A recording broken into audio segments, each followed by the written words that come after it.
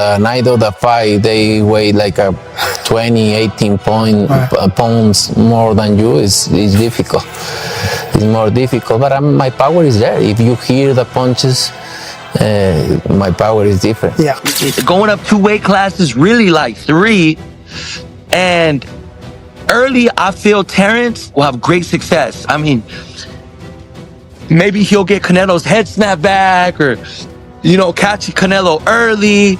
Are great fighters, but I think Canelo's just too big, and they mistake him as being just a guy at 168, not a regular guy, and Crawford being the more talented. But that's not the Canelo Alvarez reacts to Terence Crawford's new training footage with measured respect. He admits that Crawford's style carries shades of Floyd Mayweather's slickness and acknowledges the discipline behind his preparation. Still, Canelo remains confident in his own ability, stating that while Crawford's skill and power are real, they are not enough to shake him. With determination, Canelo declares he is ready to dominate and prove his superiority once again.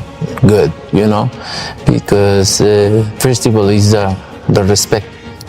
If they treat you with respect, you do the same thing. That's what I think.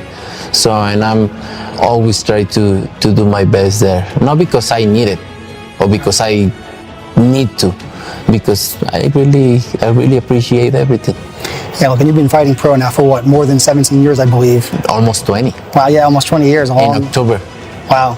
I turned 20 years as professional fighter. Terence Crawford and Canelo Alvarez lies in how opponents approach each fighter. Crawford, known for his technical brilliance and ability to adjust, often faces challengers who stand their ground. They respect his timing and counterpunching, but do not literally flee across the ring.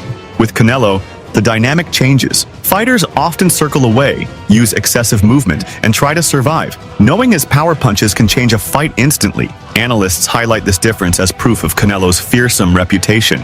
He is a fighter whose shots carry both physical and psychological weight, forcing opponents into defensive mindsets before the first punch even lands. This contrast underscores the stylistic intrigue of Canelo versus Crawford. Crawford thrives when fighters engage, while Canelo thrives when his pressure and power break their will. I ain't even seen Gamboa run from Terence. As a matter of fact, I ain't even seen Victor Postal run from Terence. We ain't seen Madrimov in his last fight run from Terence Crawford. But we do see people running away from Canelo Alvarez.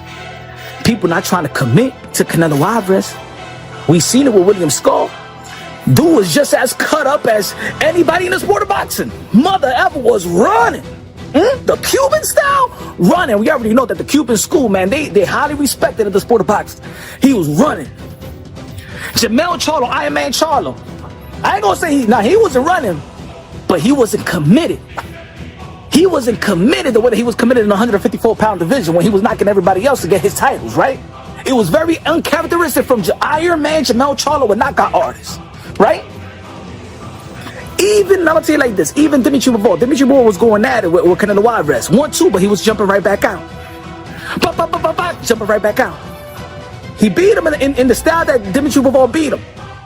But it's not like he went out there and had that killer instinct and go for the gusto and stuff like that with Canelo Alvarez. He wasn't just trying to go out there and get him. He was beep, beep, beep, jump back out, jump back out, beep, beep, jump back out. Hold on, I don't want to stay in the danger zone, right?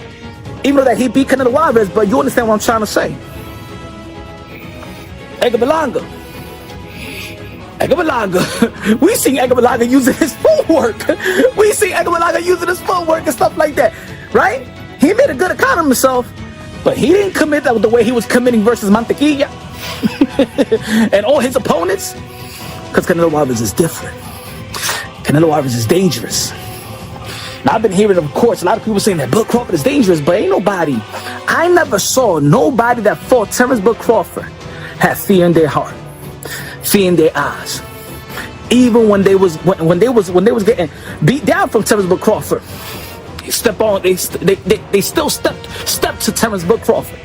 Canelo's sparring partners who have felt his power firsthand bring a unique perspective to the debate. One sparring partner expressed blunt skepticism about Crawford's chances, saying he cannot see Bud carrying the extra weight effectively. The reasoning is rooted in experience. Canelo has fought and beaten bigger men at higher weight classes, including light heavyweights. Crawford, on the other hand, is moving up into unfamiliar territory.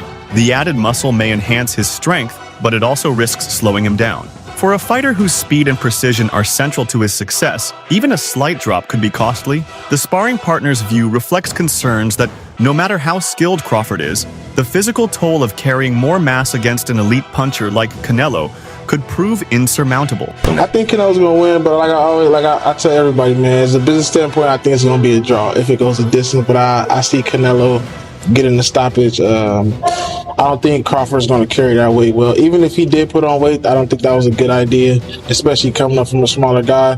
But it's going to be a great fight.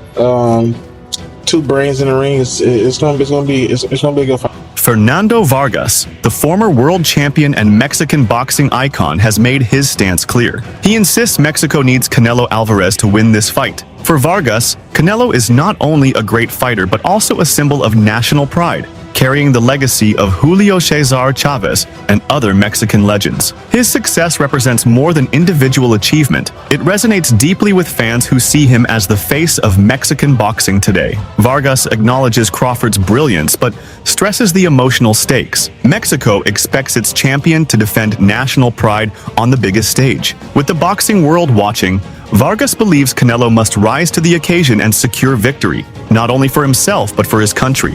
You know what's crazy is, I'm a big Crawford fan as well. Like, every time he sees me and my brothers and my dad at fights, he comes out of his way, shakes our hand. It's all respect. But I just feel the weight's a little too much, Marcos. I feel it going up 2 weight classes, really like 3. And early, I feel Terence will have great success. I mean, maybe he'll get Canelo's head snapped back, or, catch Canelo early. Maybe I could see Terence Crawford go southpaw, because you see Canelo has had a bit of problems with southpaws. You could see Canelo, I could see him getting frustrated, picking him up like how he does, like when he gets frustrated.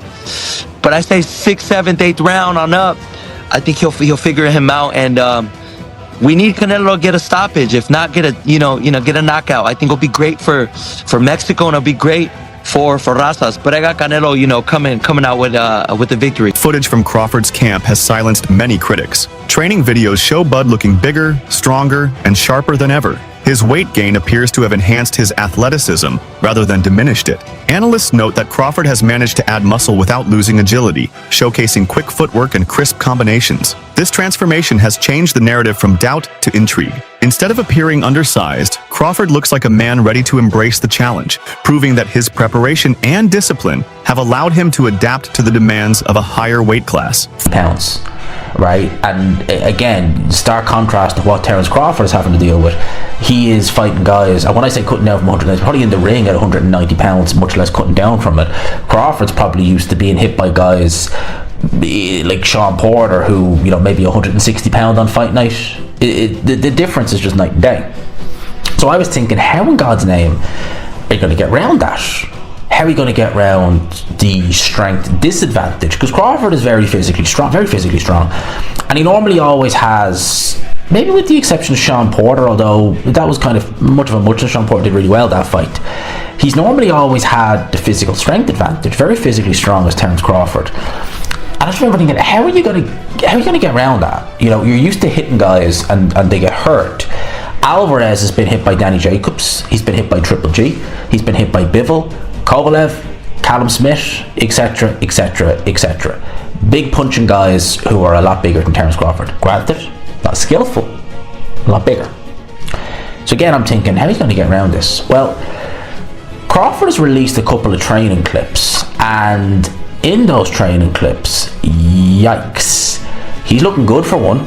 He's looking a lot better than Canelo was looking in some of his training clips. But again, you can't read a great deal into those training clips, because again, Alvarez is clearly holding back. People say, oh, he looked terrible. It's like, well, you can kind of tell he's not going full tilt. You can kind of tell that. So what does that tell you? How many times have we seen guys look good on the pads, and then on fight night they've nothing left? I distinctly remember Alexander Povetkin in the run-up to the second Dylan White fight in an open workout.